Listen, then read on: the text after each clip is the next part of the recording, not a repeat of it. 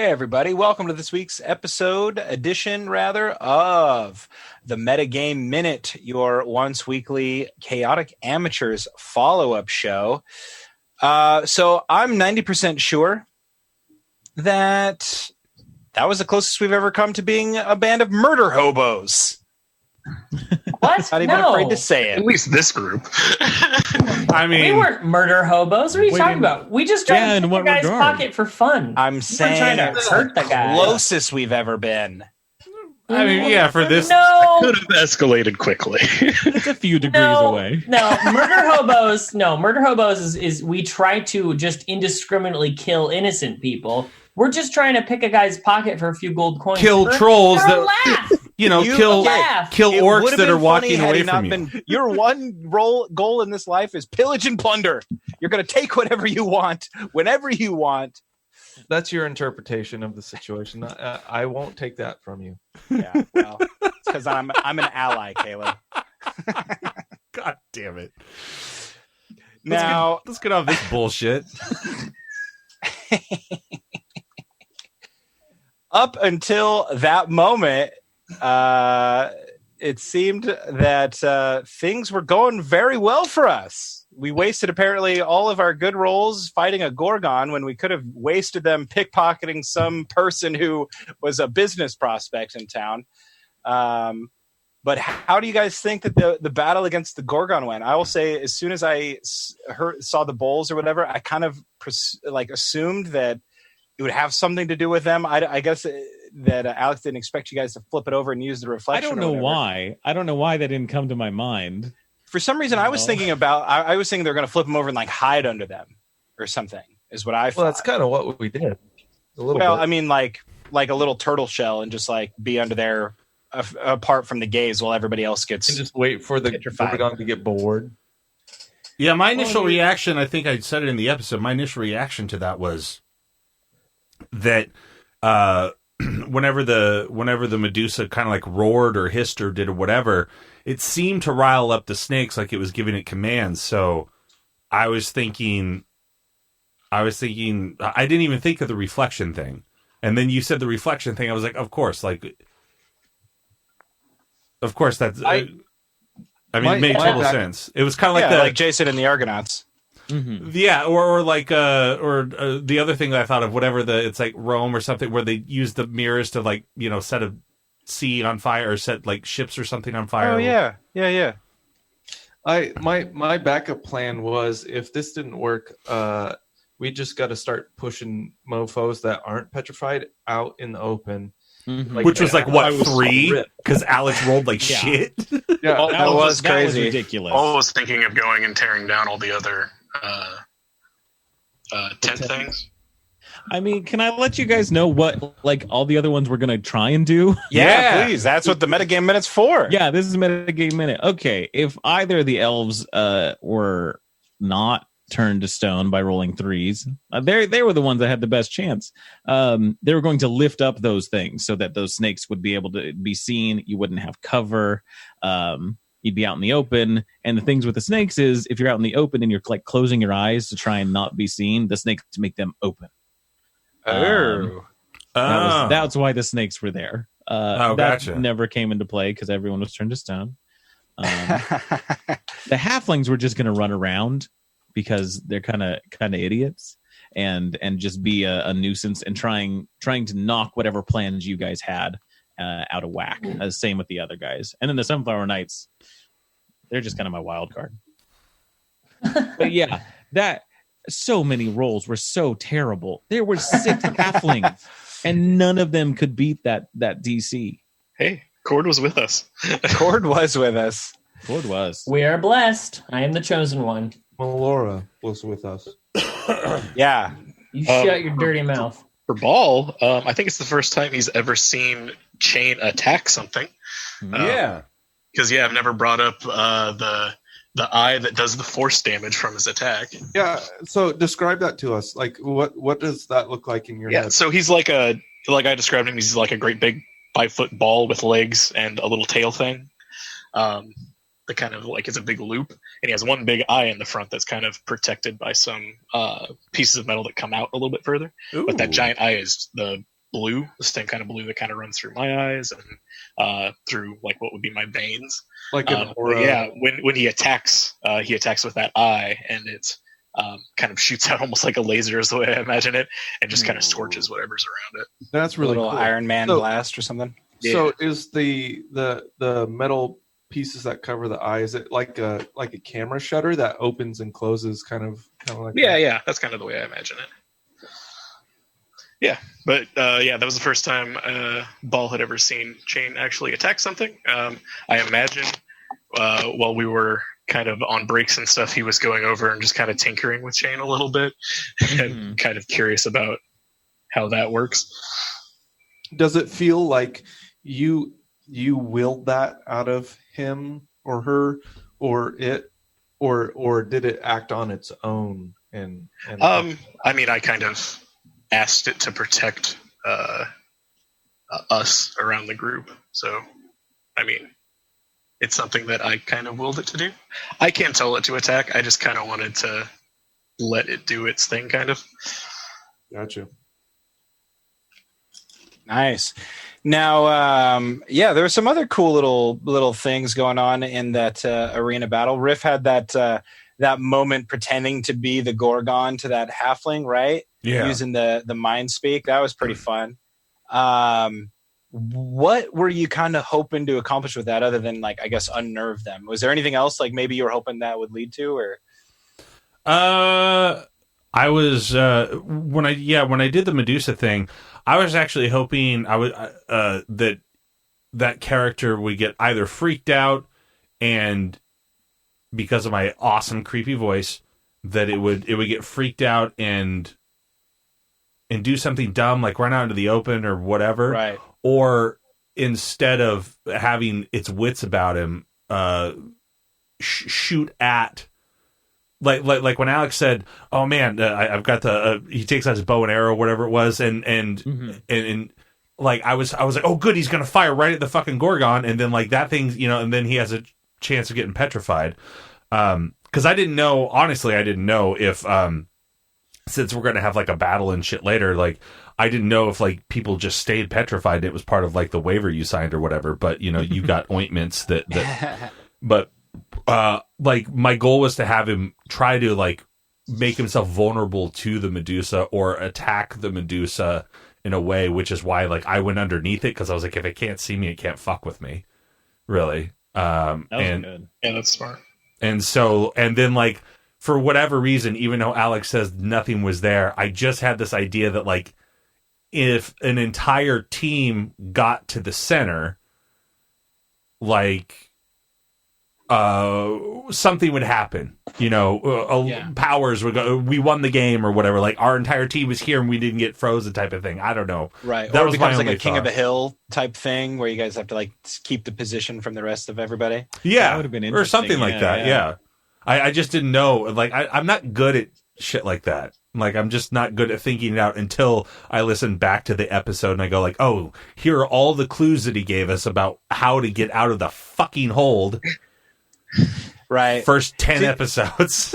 It's interesting because when I'm listening to it, and he's talking about this Gorgon up here and there's all these things, like my thought always goes to like some of the background information. I'm like, well, how do they take care of this thing? Does it always stay in a cage when it's not in the arena? I just assume, does it have a zookeeper type I just thing? assume Like, magic. I just go D&D, it's magic or whatever. right. Yeah, it's got like a Rhett, bucket don't dimension worry. that it goes into where it's frozen. I think my about big- all of these things. Right. Right. My big I've got thing little, is that like I tried the second that we were done and like we were all sort of back together as a group. That's why I kept trying to engage you as a character, because it's like the last 3 sessions or something like that, we've all been sort of split, and you've just been fucking sitting in the Quidditch stands. Yeah, which I totally regret. But on the flip side of that coin, I have a real bad tendency of like talking a lot and like kind of hogging the spotlight. And even like the last 2 seasons before this, I kind of did that too. So it's like, I don't mind sitting out a couple episodes and being able to get some fun quips in with a friend that I've made, or do some fun things with my abilities, like casting the mage hand from Caleb's character and doing all that sort of stuff. Durock didn't really talk all that much though, honestly. I mean, he didn't talk that much, but goddamn, if I wasn't always like doing something. I mean, quality, not the quantity. Yeah, Durock did have some quality. You didn't monologue like Peleus did, so. No, that's true. Zephyrus has a little bit more of the Peleus quality. Yeah, you guys kind of switched like performance roles. Well, I was thinking that too, because it's kind of funny too that Dash's character is blank Bane, and then he's like this chosen one. I think that kind of happened to Durock in the last couple of seasons, where all of a sudden he realizes how many battles he survived without dying, and he's like, whatever. Also, Dash looks like my dad when he was 22.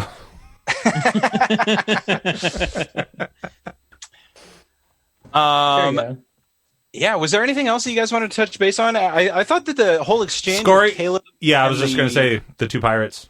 Yeah, the 2 pirate talk, that was like really interesting.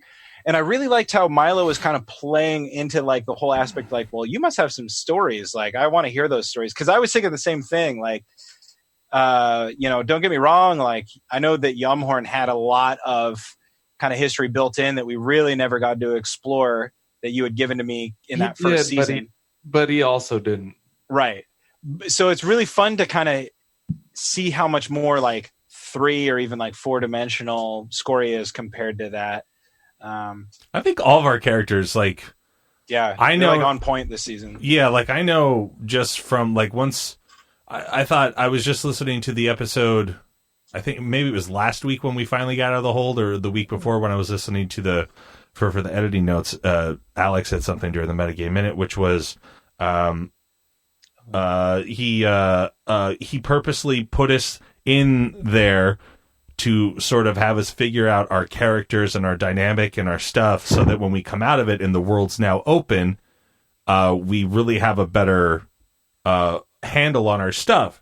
And I thought that was insanely smart, because I have felt since pretty much episode, I forget what episode, I think we're about episode 12 at this point of recording, what is released. I felt good by about episode 8 or 9, like with my character. I was like, oh, I got to have like that one long speech. Oh, because we got under the truth spell. That's what it was. That was the episode this week that just came out. We got under the truth spell. I give like my first sort of long like riff monologue where I'm like, oh, my mouth just goes and I just stop. And that's like one of the things on my character sheet. And so I thought that was smart. And I think all of us have really interesting choices.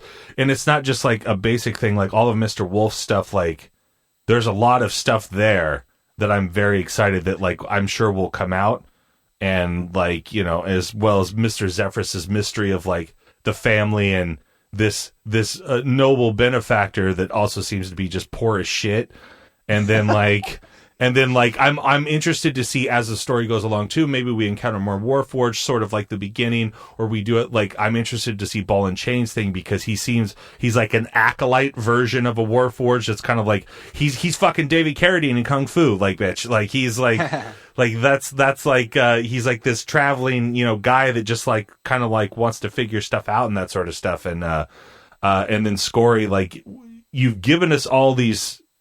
Everyone has these really cool things, and I'm very, very impressed with Alex with the way in which, you pop in little things and kind of give us like little side quests here and there. And you kind of do like one character an episode, or at least a session, and to where like now we've each got like, I've got the library and the friend that I want to see. And then like Zephyrus has like this guy that he's like kind of been betting with. Scory now has this pirate thing and this thing. Milo has some stuff with you've got something with the Warforged, and then also like then there's the contract stuff. Mr. Wolf, you've been praised, and this is Cord's Coliseum, so like there's possibility for you to have like great, clout within the city. There's just a lot of cool interest. I'll stop talking. Go ahead.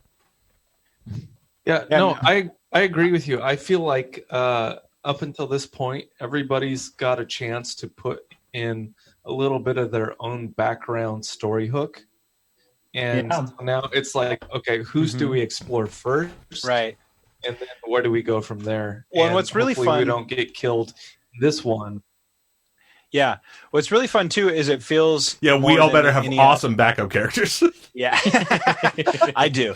That being said, what's really fun about this group so far with our characters, which I think are just like I said, like super, like they feel like way more 3-dimensional than ever before, but also like we're all the time, like we're kind of like bumping and setting spikes up for like the other players. Like Milo's been doing some cool stuff like that with like Scory, even like me, he was asking me questions and stuff like that. Like, Riff is kind of talking about these combos and stuff that Wolf has and all that sort of stuff. And we're all kind of giving each other a little like, oh, here you go. The ball's in your court. All right. Bam. Like spiking it down and having some cool character moments. Cause for me, that's what I like about the most about D&D is like kind of exploring these characters through improvisation and role playing. Yeah, that's fun. But that's the part I like most. That's why I keep on going after and trying to explore other people's characters and give a little information about mine at the same time. Right. That's kind of the way I imagine Ball is too, where he just wants to find out stuff about everything. Like he feels kind of like not a librarian by any means, but like a professor, right? Isn't that what he is anyways or something? Yeah. Professor Ball? Professor of Mechanical Battle Arts. Should Zephyrus be calling you Professor Ball instead of Mr. Ball? No, he doesn't like the titles and stuff. Oh, he doesn't? Okay, cool. Zephyrus likes to use the proper titles, as we all found out. But if you can remember him. Mr. Ball sounds badass. So I like it. It sounds like a Bond villain. It does. That's exactly the first time I said it, and he was like, "Oh, that sounds so cool." I was like, "There it is, dude. That's like the new Daniel Craig Bond villain." I mean, it's probably more of like an Austin Powers villain. I mean, all right, like a Timothy Dalton Bond villain. Yeah, there you go. Yeah, Dash, what do you think about like this place where you potentially do really have the like become Mr. Celebrity because of your beliefs and your ability to probably just like slay people? Yeah, no, this is everything that Thrakis wants. This is everything he's ever wanted. Is an arena dedicated to Cord where he can just exercise and show off to crowds of people how awesome he is to Cord. Yeah. So I kind of imagine it like Thor Ragnarok a little bit. Yeah, that's what it kind of felt like to me too. Yeah, it's. Is he truly motivated by Cord, or is there some sort of self-glory thing? He just wants to be the best, and I'm sure there is a little bit of like self kind of like Cord fulfillment. got him pretty famous already, so he's going to keep going with Cord, kind of a thing. Yeah, well, I mean, he has faith in Cord because, Cord's the champion of, warrior and warriors in battle. And he feels like Cord blessed him, especially during that attack on that village in the mountains where he happened to survive and he fended off the attack. Feels like Cord was really looking down on him that day and gave him the strength to do what was necessary. So he feels kind of like he owes his life. And so he wants to keep proving himself and keep getting better and proving he's, the best. Nice. So kind of like that because it's a little bit different, but it kind of reminds me of like Conan the Barbarian and his belief in his god Crom. But the one thing he's like, he never really prays to Crom all that much. He definitely swears at him. But the one thing he says, he's like, well, Crom gives us the will to live. And that's it. I honor him by living. Just continuing to not die when people want me dead. Yeah. And that could be, similarly said about Thrak, he's just honoring by continuing to beat people. Can we go down the line? Sorry to hijack the No, totally fine. The post show. Can we go down the line and say everybody's full name? Sure. Starting with you. Well, Scory Telbrun. I don't have any alternate names. Okay. Oh. Well, I guess my full name, it would be Professor Albert Ball Hall. Ball Hall? Professor Albert Ball Hall. Nice. You're going to go to Ball Hollow when you're done. Oh, boy. Okay. Who's Zephyrus? next? All right, Zephyrus. So yeah, I mean, it's kind of a secret, and you guys don't know. You might have heard it in the game or whatever. But his real name is Arthur Lezephyrin Magnus, and he goes by Zephyrus. And what's your in-game currently? What's your in-game surname? So it's Zephyrus. My surname is Magnus, I guess. Yeah, Chateau de Magnus. Yeah. But even when you're like trying to be coy, is it Zephyrus Magnus? I mean, technically, he just goes by Zephyrus, but like, you know, he's trying to sort of reclaim this house, and he's trying to kind of reclaim some stuff that goes with it. So, like, yeah, he's, I guess, Zephyrus Magnus, I guess you could say, but it's really more like, you know, how some people got their little like epitaphs and apostrophes or whatever. Arthur Zephyrus Magnus. I mean, he uses a nickname because he doesn't want people to have power over him with his true name or whatever, because he's extremely paranoid in that way. But I mean, I guess like we're living in Chateau de Magnus, so Zephyrus Magnus, I guess. Yeah. Yeah, own it, buddy. And what about Wolf? My name is Thracius Wolfsbane Anacalathi. Anacalathi. How did you come up with that? It's from the book. Oh, dude, I always thought you were saying Thracius Wolfsbane and a Galathi. No, Anacalathi. It's from the Goliath names. Gotcha. That's cool. It's from the their lore or whatever. So it's like an official Goliath name. Yeah. And it also sticks with the tradition of naming Goliaths, because their one name is like the Wolf's Bane is attributed to something they did when they were younger. And that's why my axe, it's the, at least what I say, the handle is a large white bone from a giant wolf I killed. Which is badass.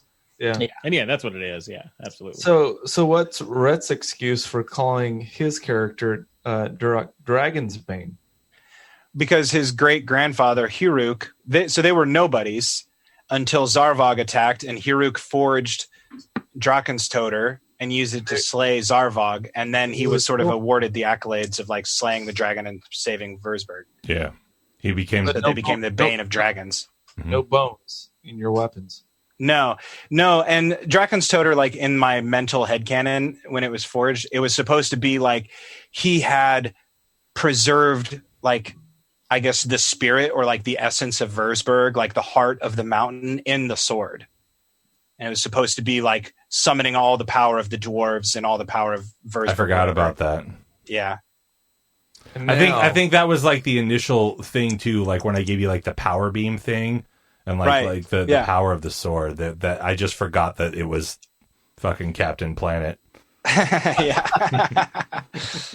And what about Referian?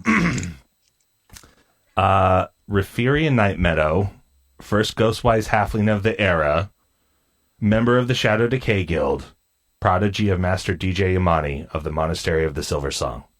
When you say DJ, do you mean like DJ? No, like the fucking name is DJ. Oh, okay. Like DJ Tanner. Yeah. Okay. Actually, DJ Imani, the name I'm using, he is my very first martial arts instructor. I met him when I was 10. I had him till I was 14. I only ever got to the 3rd level in that martial art, but it's because he had a black belt in 5 other martial arts. Yeah, and so we would like learn whatever we had to learn in my stuff that week, and then we would spar, and then he would show me stuff in like Taekwondo, Kenpo Karate, and stuff, and he was also in Kajikembo a little bit. So he would like just show me other stuff, and then like when I would go to tournaments, whoever I was going up against, I would try to fight in their style at first, and then I would switch over to my style and just screw with people. That's a good way to do it. That's some deep meta right there. Yeah. It's Sifu DJ Tanner. Yeah. Sorry. Sifu DJ Tanner of the Monastery of the Silver Song. The monastery of the Full House. Yeah, it's a full house over there.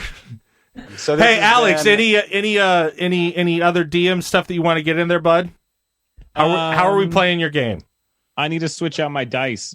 Is Yeah, what I I was need to thinking the do. same Okay. I think I've had this problem with these dice before. I got to get rid of them. I appreciate the low rolls, but I was surprised that you did not just chuck one over your shoulder mid game. There, I should just go bury them. Yeah. With a sprig of sage. Yeah. All right, Rhett, take us home. Yeah, so this has been a very extended edition and fun edition of the Metagame Minute. We don't normally get this personal, but I really enjoyed it. So Good question, Caleb.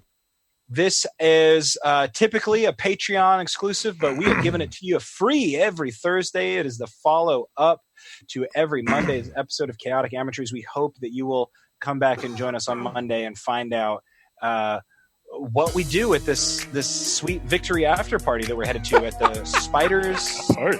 The Spider Tavern, the Spiders song. What's it called again, Alex? Who knows? We'll have to find out next time. I totally failed remembering. I had it written down somewhere. That was just called like the Spider Club. Yeah, we're going to the Spider Club. Arachnids? We're going to Arachnids. All right, guys. Hey, grab your sword and keep on adventuring. Peace.